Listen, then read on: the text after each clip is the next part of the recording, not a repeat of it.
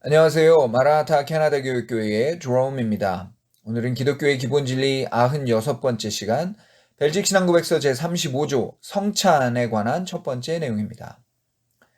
그리스도의 교회가 성찬을 행하는 것은 세례와 마찬가지로 예수님의 직접적인 명령에 의해서입니다. 신약성경 마태복음, 마가복음, 그리고 누가복음에 보면 이 명령이 똑같은 모습으로 나타납니다. 예수님과 그분의 제자들이 유월절이라는 일종의 유대인의 명절을 맞아 함께 식사하실 때 예수님께서 이렇게 말씀하십니다. 떡을 가져 감사기도 하시고 떼어 그들에게 주시며 이르시되 이것은 너희를 위하여 주는 내 몸이라. 너희가 이를 행하여 나를 기념하라 하시고 저녁 먹은 후에 잔도 그와 같이 하여 이르시되 이 잔은 내 피로 세우는 새 언약이니 곧 너희를 위하여 붓는 것이라. 이렇게 말씀하셨습니다.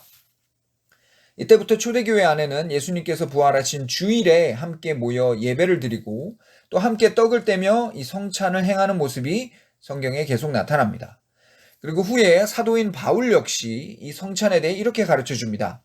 내가 너희에게 전한 것은 주께 받은 것이니 곧 주 예수께서 잡히시던 밤에 떡을 가지사 축사하시고 떼어 이르시되 이것은 너희를 위하는 내 몸이니 이것을 행하여 나를 기념하라 하시고 식후에 또한 그와 같이 잔을 가지시고 이르시되 이 잔은 내 피로 세운 새 언약이니 이것을 행하여 마실 때마다 나를 기념하라 하셨으니 너희가 이 떡을 먹으며 이 잔을 마실 때마다 주의 죽으심을 그가 오실 때까지 전하는 것이니라.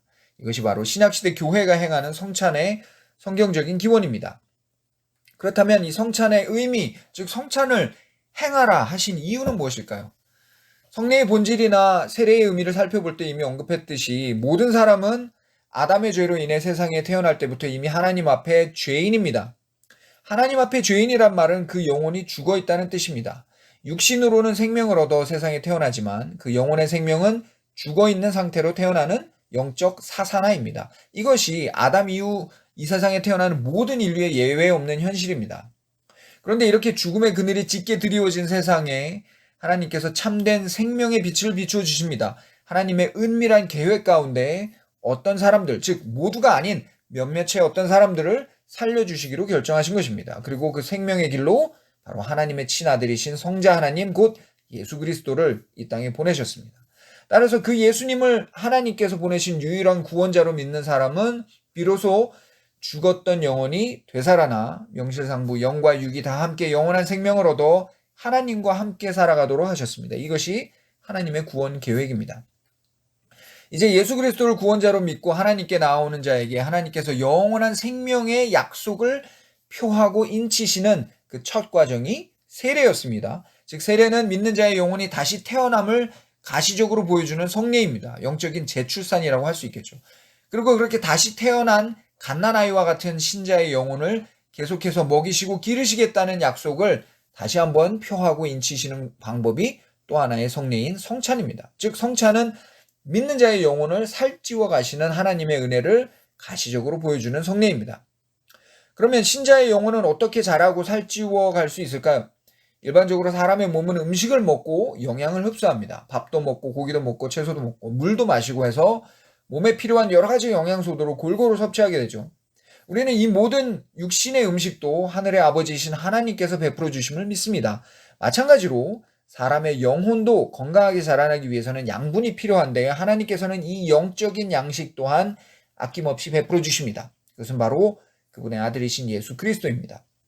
신약성경 요한복음 6장에서 예수님께서 직접 이렇게 말씀하셨습니다. 내가 곧 생명의 떡이니라. 나는 하늘에서 내려온 살아있는 떡이니 사람이 이 떡을 먹으면 영생하리라. 내가 줄 떡은 곧 세상의 생명을 위한 내 살이니라.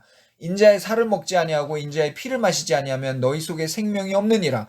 내 살을 먹고 내 피를 마시는 자는 영생을 가졌고 마지막 날에 내가 그를 다시 살리리니 내 살은 참된 양식이요 내 피는 참된 음료로다. 물론 이 말을 올바로 이해하지 못해서 마치 기독교인은 좀비나 흡혈귀인 것처럼 오해하던 때도 있었습니다. 그러나 여기서 예수님께서 자신의 살과 피를 먹고 마시라고 하신 말씀은 다름 아닌 그분의 말씀, 즉 그분의 죽으심과 부활로 구원을 이루시는 그 복음을 듣고 믿으라는 이 의미입니다. 이렇게 믿음을 통해 그분을 받아들이는 것이 영적인 차원에서 그분을 먹고 마시는 일입니다. 그러나 이 일, 즉 복음을 듣고 믿는 일이 언제나 그렇게 호락호락하지가 않습니다. 자주 듣기는 들어도 믿음이 잘 자라지 않을 때가 많죠. 그래서 이런 우리의 연약함을 한 번 더 배려해 주시기 위해 눈에 보이지 않는 복음을 가시적으로 그리고 감각적으로 경험할 수 있도록 만들어 주신 것, 이것이 바로 성찬의 예식입니다. 그래서 우리가 그리스도의 몸을 먹는 의미로 떡이나 빵을 나누어 함께 먹게 하셨고, 그분의 피를 마시는 의미로 포도주를 함께 마시도록 하셨습니다. 이로써 우리는 눈에 보이는 떡과 포도주를 마심으로써 우리의 배가 부르고 우리의 몸에 필요한 영양분이 공급되어 우리 몸이 자라가는 것처럼, 똑같이 우리의 영혼에도 그리스도께서 그분의 말씀으로 필요한 모든 영양소를 공급해 주신다는 그 확고한 약속을 다시 한번 증거해 주십니다. 감사합니다.